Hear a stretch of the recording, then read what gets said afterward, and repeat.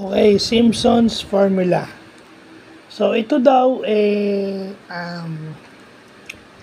extension ng trapezoidal approximation. Pero yung nakuha nating example is yung pagkuha ng measurement ng mga irregular shape na object.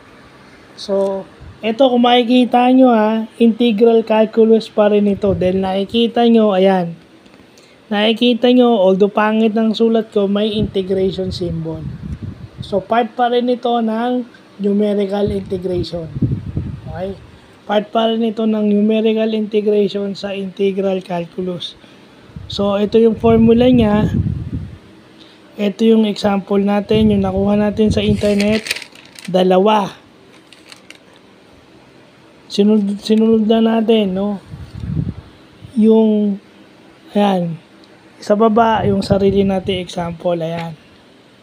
So, dahil area yan, naka-squared ang sagot. Pag hindi naka-squared, mali. So, kung ayaw lagyan ng unit, lagay nyo na lang units, tapos squared nyo.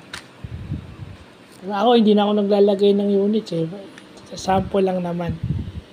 So, yun yung maganda, no? Nakakuha tayo ng Simpson's formula. Meron pa mamaya or bukas yung Simpson's formula sa kinematics naman. Yun yung maganda. Kinematics, no? I mean, ito, ngayon ko lang natutunan to. May ganito pala. It makes integral calculus or calculus in general masarap pag-aralan. So, yun lang pa.